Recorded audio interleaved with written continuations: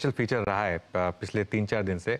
अयोध्या में श्री राम मंदिर की प्राण प्रतिष्ठा में अब चंद ही दिन बचे हैं। 22 जनवरी है वो दिन और पिछले कुछ दिनों से हम ऐसे शहरों की चर्चा कर रहे हैं जिनका श्री राम या अयोध्या से गहरा जुड़ाव है। और सुमित आज फिर एक और ऐसा ही स्टॉक लेकर आए हैं। सुमित, गुड मॉर्निंग, बताइए आज का स्टॉक।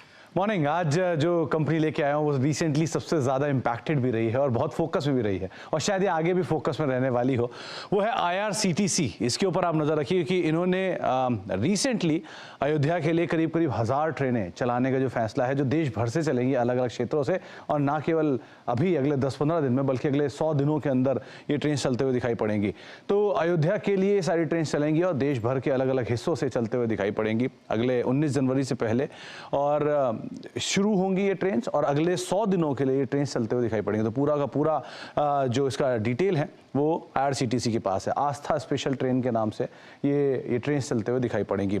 करीब करीब अनुमान लगाया जा रहा है कि 50,000 यात्री रोजाना अयोध्या के स्टेशन पे पहुंचते हुए दिखाई पड़ेंगे। तो इस तरह का एक बड़ा इनफ्लो होगा, और क्योंकि केटरिंग का कारोबार भी IRCTC ही संभालती है।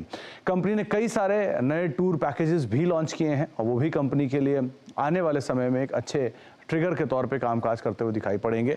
अलग अलग क्षेत्रों से कंपनी ने ये जो ट्रेन से लॉन्च की हैं, जिसमें दिल्ली, मुंबई, चेन्नई, कोलकाता, यानी कि 4 महानगरों में तो शामिल हैं ही, साथ ही साथ बेंगलुरु, पुणे, नागपुर, लखनऊ, ऐसे अलग अलग क्षेत्रों से भी ये ट्रेन जो हैं पहुंचते हुए दिखाई पड़ेंगी। कई और छोटे और बड़े शहर जो हैं जहां से ये ट्रेन चलते हुए दिखाई पड़ेगी। तो ये कंपनी के लिए एक बड़ा ट्रिगर है। जब से IRCTC वैसे तो मार्केट कैप में करीब 75,000 करोड़ रुपए के आसपास पहुंच गया है और 25% के आसपास का उछाल एक महीने के दौरान स्टॉक में आता हुआ भी दिखाई पड़ा है, इन्हीं सब ट्रिगर्स के बीच में भी।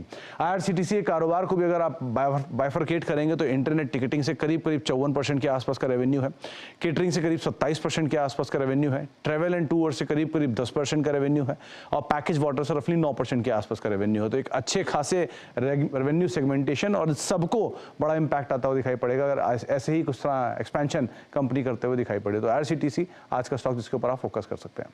IRCTC आज का स्टॉक इन फोकस उस भव्य श्री राम मंदिर के कनेक्शन की वजह से। चलिए अब बात करते हैं CNBC आवाज़। सुमित, बहुत बहुत शुक्रिया। CNBC आवाज़ के बर्थडे सेलिब्रेशन